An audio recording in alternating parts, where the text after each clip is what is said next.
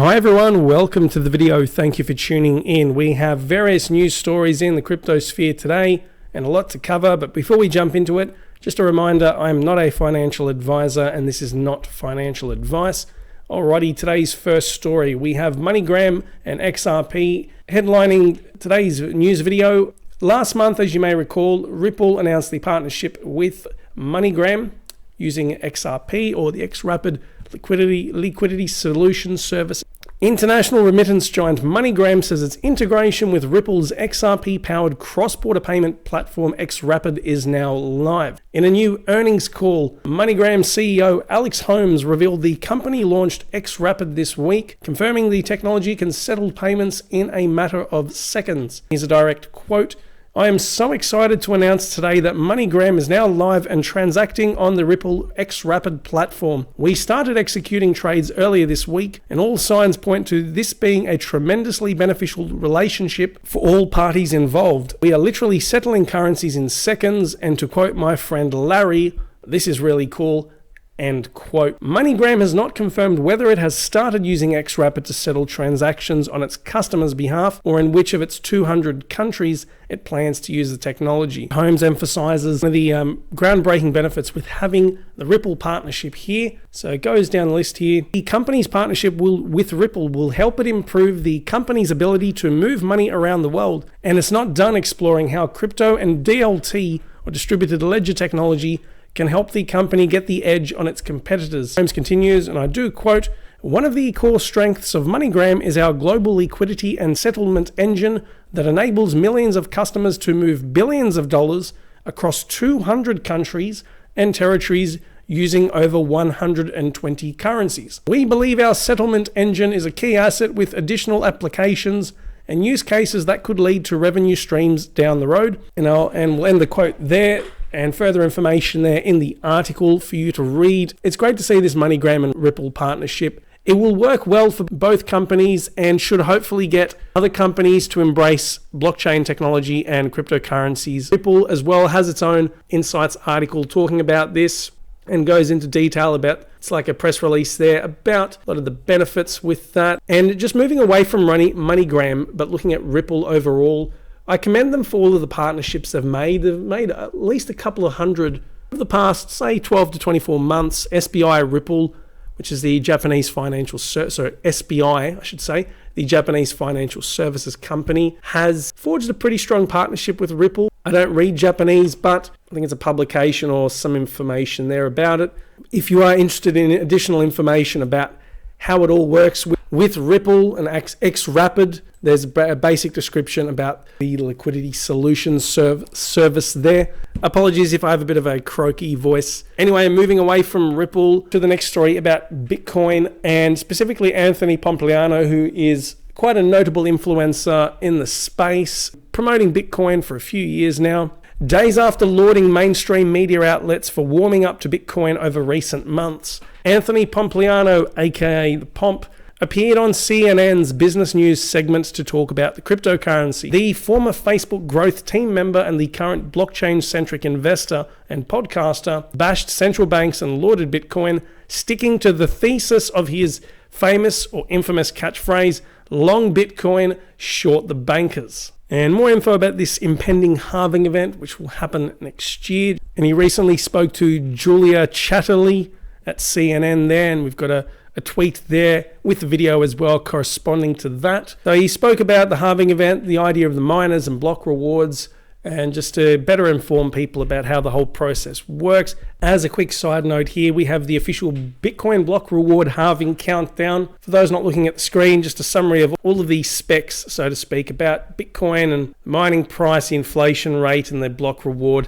and the number of days remaining. So just over 289 days until the next Bitcoin halving reward from the 18th. It's the 18th of May next year. I'll provide a link to another video which explains this in further detail. On that note as well, Litecoin's block reward halving will happen in 2 days' time, and we'll have a look at the price too, and we'll talk about the price of Litecoin and other cryptos later in this video. So back to the Pomp there. This talks about CNBC's Squawk Box, which now talks a lot about crypto. A segment featuring Joe Kernan from that, where He explained to he explained to his fellow panelists and the public that a model from Plan B states that once the halving event hits in May 2020, next year, Bitcoin will have a fair value, in inverted commas, of close to $55,000, about $44,000 higher than what we have now. It's a huge jump, so that's about a 5 times increase there. Now, whilst this may seem a bit far-fetched, considering this is 300 days away and we'll need a $44,000 jump, however, it's not so bizarre when you factor in the number of major companies getting involved in Bitcoin and cryptocurrencies. So we've always got announcements about Bakkt, LedgerX, RSX, Fidelity, and Grayscale Investments, I guess Morgan Creek as well with Anthony's company there, really pushing to get Bitcoin in the mainstream. Intercontinental Exchange, whereby we've got Bakkt and the New York Stock Exchange affiliated with those. Huge names in the space that are really getting behind this new asset class. Bitcoin and cryptocurrencies are here to stay, and as time progresses, I still expect a lot of growth in Bitcoin. And Anthony Pompliano has been making the rounds recently with a lot of these mainstream business news channels and outlets. There was recently a big debate between Peter Schiff, who is a major gold proponent and has a fairly anti-Bitcoin stand and cryptocurrencies in general, versus the Pomp. It was a very thought-provoking discussion, although I'll admit I found Peter Schiff a bit cringeworthy at times. He just tended to interrupt Pompliano quite a bit. It was nevertheless worthy viewing and listening. I highly recommend checking it out here. There's a CCN article that discusses this, but there is a direct link here to that as well. It goes for about 50 minutes, but it drags you in my opinion, just listening to the two. Peter Schiff has had either a debate or a discussion as well with Eric Voorhees, another major name in the crypto sphere, and I think he's the CEO of Shapeshift as well. I will find a link and then provide that to you all in the description, so plenty of viewing and listening to do. Okay, don't mean to jump back and forth, but full of information there. As time progresses, there appears to be a higher likelihood of another recession, and there's all of this discussion about quantitative easing as well, and vast amounts of debt that's been very difficult to get on top of. I don't feel enough is being done to address the amount of global debt that there is in the world, especially when you got all of these statistics here. It's quite alarming overall.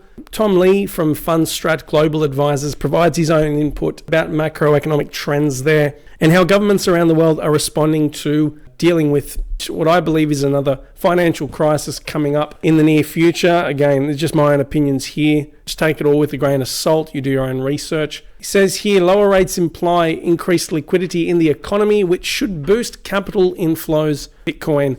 You see, low rates promote risk-taking due to decreased bond yields and cheaper money, in air quotes. So to summarize, the Pomp and his colleagues at Morgan Creek believe that Bitcoin could hit $100,000 in the next 2 to 3 years. Let's see what happens there. Moving away from Anthony Pompliano, we have input from Tim Draper, who is another Bitcoin bull. He made the prediction back in 2014 that Bitcoin would hit $10,000 per coin by 2017, which did happen. So I wouldn't write off Tim Draper's predictions as well, despite them being rather ambitious. He rips into India's Prime Minister Narendra Modi.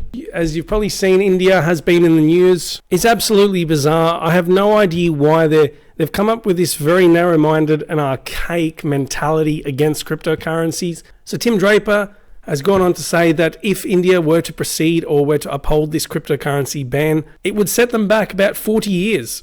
The thing that I find ironic is, if they're trying to position themselves as a major power around the world, especially with the rise of China, Brazil, there's Russia, and of course the USA there as an established power, if they're trying to compete, why don't they embrace cryptocurrencies? Why don't they accept innovation and try and regulate it as opposed to ban it? But they've not only just banned it, they've imposed these draconian laws, and there's further information here in this Crypto Slate piece. It says here, according to Reuters, the panel led by Finance Secretary Subhash Chandra Garg, pardon my pronunciation, has suggested a fine of $3.63 million and imprisonment for both individuals and businesses that engage in any crypto-related activity, including, pay attention to this, mining, investing, transfers, and issuance. If they uphold this, they will regret it.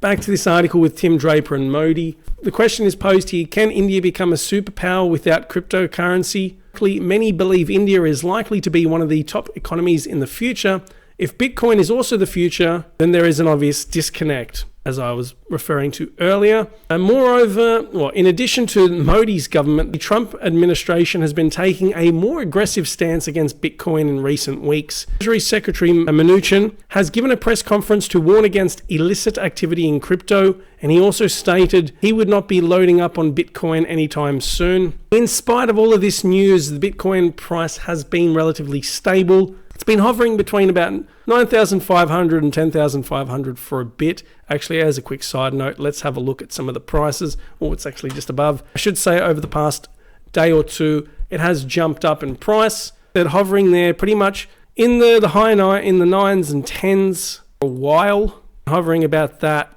for, say, 2 to 3 weeks especially. Let's see if we can get a breakout and something going up to its previous all-time high of about $20,000. I wouldn't write off Draper's predictions. And there's this AMB crypto piece here about that.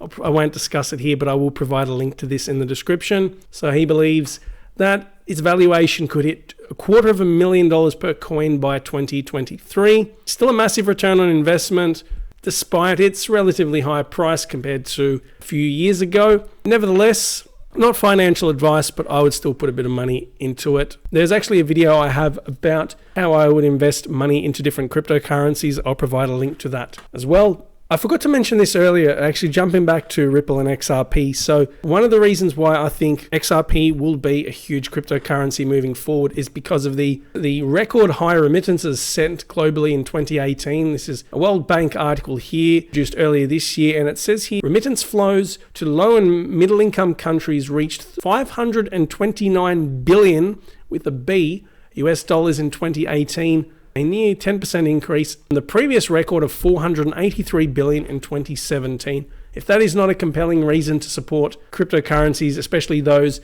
involved in remittances, XRP and Stellar Lumens are the ones that come to mind. I don't know what other incentives are needed to really get behind this. Alrighty, moving on to the next piece.